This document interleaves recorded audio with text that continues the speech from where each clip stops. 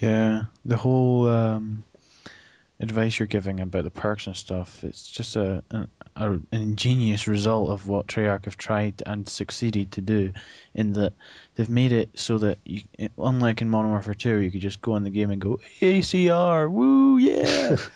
You actually have to sit on the create a class screen, and you've got your COD points there. You've got, let's say you have 10,000 COD points. You've just finished a session or two, and you've just started the game and you've got 10,000 COD points got from doing a few games, and you're like, okay, I'm bored of the default equipment. I want some new stuff. Yeah, What do you definitely. buy? This is the Yeah. question. How do you know what to buy? There's That's the greatest part, and I think Treyarch is really, really. You got to give them they huge just props. force the player into huge risks and considerations to try and test everything. Just ultimately getting them to play the game even more so that they have more COD points so they can test more things. I think this is also why they added the combat training section of the game where you can play against AIs and level a different character separately, is so that you can basically just level a character really fast and test different things. Like me and a few friends went on combat training together, and yes, you can play with friends. We put 9 enemies on the other team, and us three just kind of just ran around the map using as much kill streaks as possible, trying to get as many kills as possible. On Team Deathmatch, actually, we set the score limit to 30,000, set the time limit to unlimited, and we basically got rank 30 in about 2 hours or something. So if you manage to do this with like a couple friends or so, you can actually efficiently make a way for yourself to test different weapons. And it's not like you ever run out of COD points. Trust me, you get like at least 10,000 per match, and each match must last 15 or 20 minutes.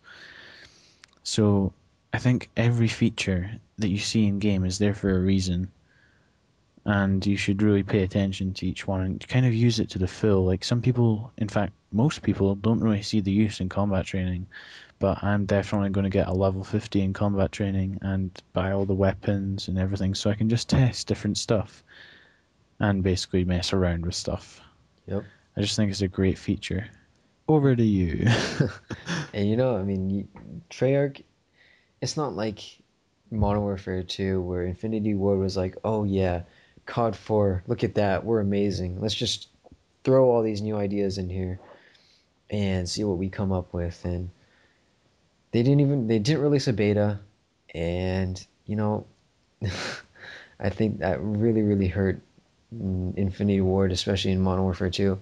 And then, of course, all the controversy with like firing a bunch of different board members or whatever.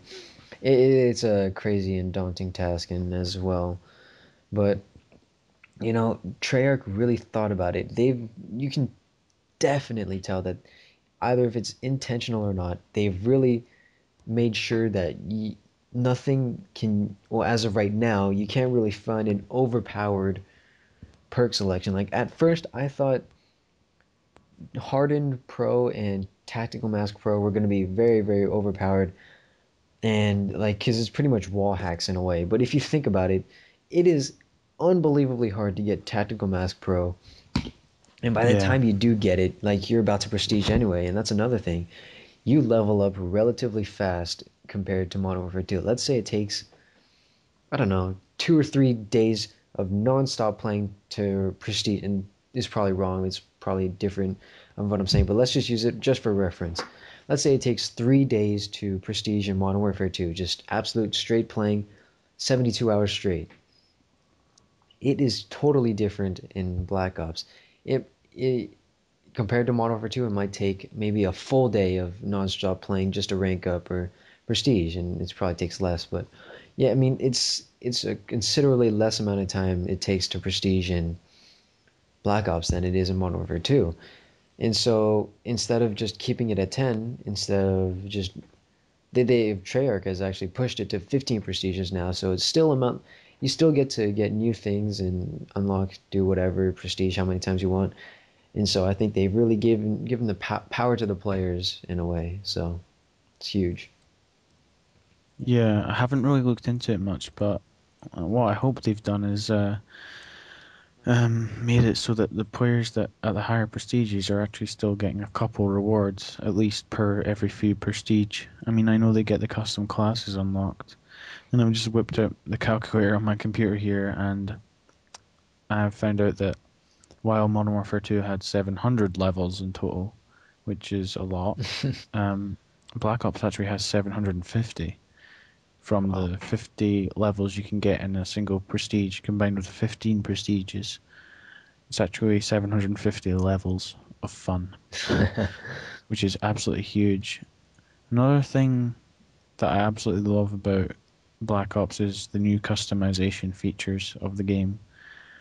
I mean, I haven't really messed with them too much, but I've made my own emblem and I've engraved my clan tag on my gun, and it's just a lot of fun. I mean, each gun looks completely different in the way that your emblem is placed on the gun and stuff like this. And, the weapon detail themselves. I mean, if you equip the Mac 10, you can look at the back of the gun and you can actually see the lines where it looks like the gun has actually been assembled, like makeshift style. You can see it's been welded and stuff into a box form.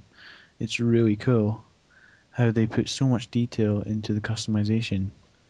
It's one of those games that you can play for skill, but you can play it for fun, or you can just play it because you think you look cool when you play it.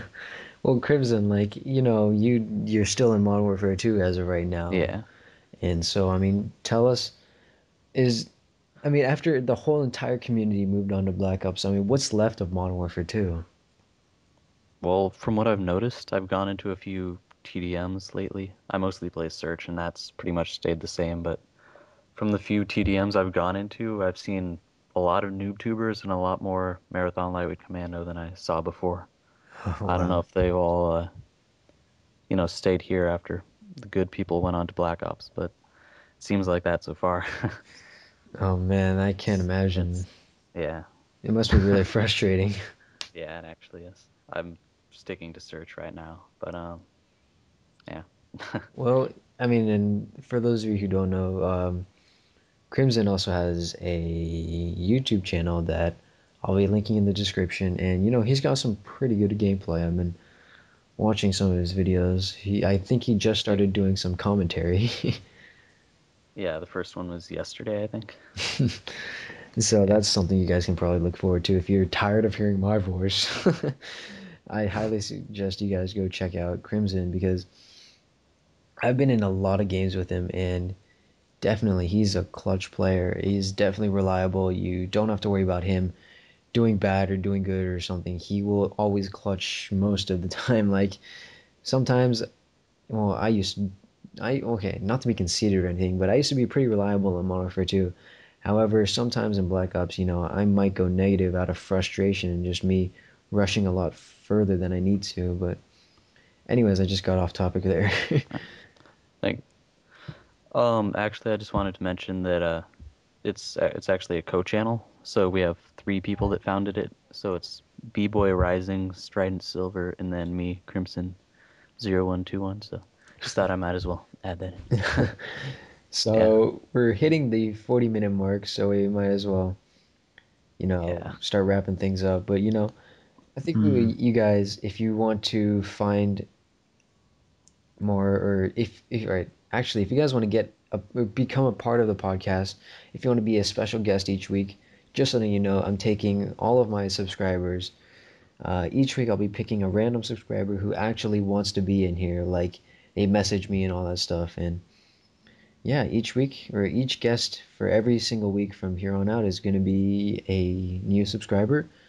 Crimson has been the first one. He asked for it. I gave him the opportunity, and now I'm giving you guys another opportunity.